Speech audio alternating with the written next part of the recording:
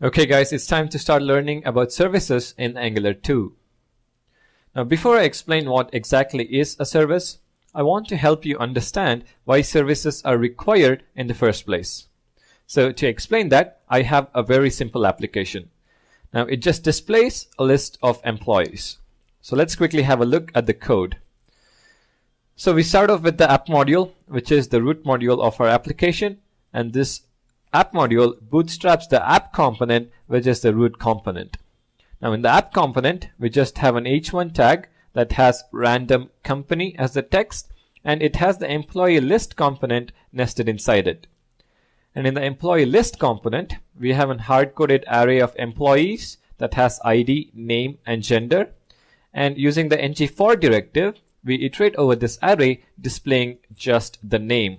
So now we have random company, employee list component, and then the list of employee names. So far our application works great.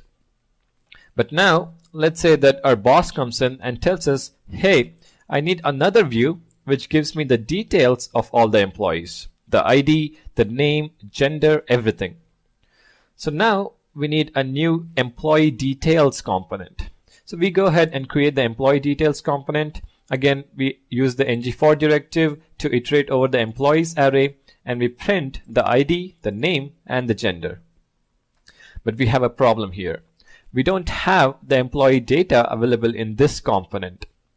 Now we can of course copy paste the array of employees from the employee list component to the employee detail component, but if we do that, we are going to be violating first of the many good programming principles, which is the dry principle. Do not repeat yourself. So we already have the employee data code. Don't repeat it. That is what this principle basically tells. And the second principle, which we have already in fact violated, is the single responsibility principle. In Angular, every component should be responsible for just handling the view logic. But in our application, the view is also responsible for creating and managing the employee data. So we shouldn't be doing that. We need to ensure that there is a certain level of abstraction. So now, how do we ensure all these are checked? The answer is services. A service is nothing but a class with a specific purpose. And in Angular, we are going to be using services for mainly three purposes. The first one is to implement any business logic that is independent of any component. For example, let's say that I need to calculate the age from date of birth. Now you provide the year and the logic can give you the age. You don't really need a view with HTML to do that. It is component independent. So in such a scenario, we are going to be using services. The second scenario is we also use services to give components access to shared data, and that is exactly the scenario we have at hand. We need to share the employee array data to both the employee list component and the employee details component. And we'll learn how to do that shortly.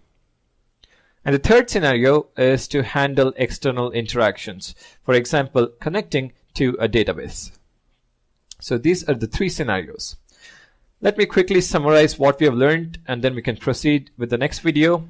So what is a service? A service is nothing but a class with a specific purpose. Why do we use a service? To implement any business logic, to get access to shared data, and to handle any external interactions. But how do we use services in Angular 2? The answer is dependency injection. But now what exactly is dependency injection? Let's learn about that in the next video. So thank you guys for watching, and don't forget to subscribe.